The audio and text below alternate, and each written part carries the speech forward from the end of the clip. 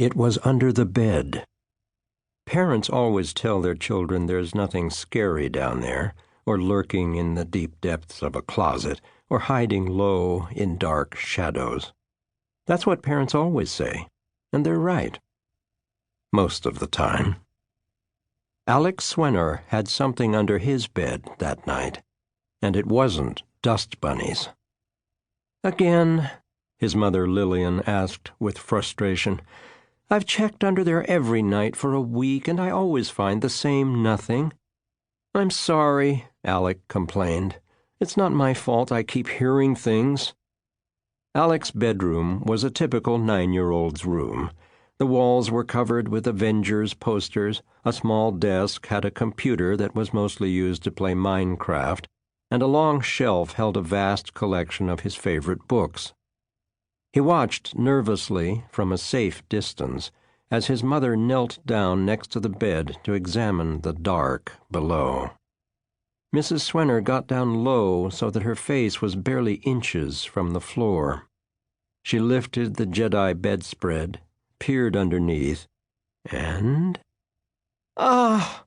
Alec jumped back with surprise. I told you!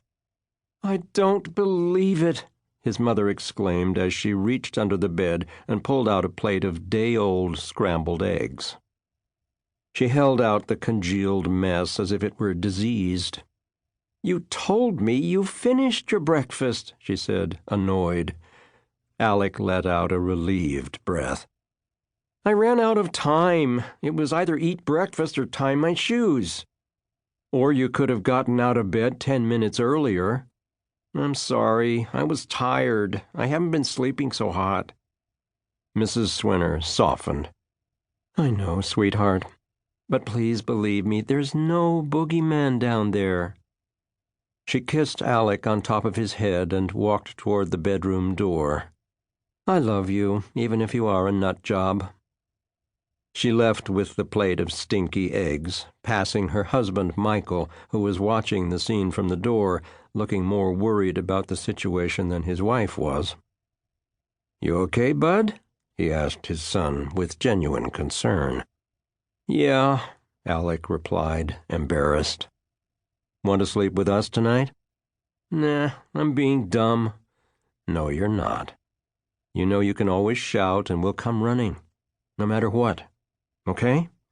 Okay, Dad. Good night. I love you. I love you too. Michael Swenner gave a last concerned look to his son, then left, gently closing the door behind him. Alec gazed across the room to his bed. It was as normal as any bed on the face of the planet. He had absolutely no problem with it. Until a few days ago. It began with subtle scratching, as if rats were scurrying below. The Swenners' apartment was on the top floor of an old 4-story brownstone in New York City. It wouldn't be weird for rats to be scampering under the floorboards. Then came the knocking. Rats didn't knock.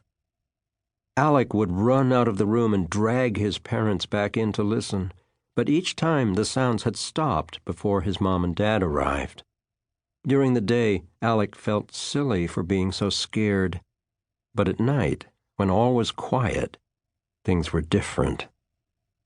Alec sprinted across the floor and flung himself the last few feet into the bed in case blood-soaked claws were waiting to reach out and grab his ankles. He dug under the covers, lifted them up to his chin, and listened. Nothing.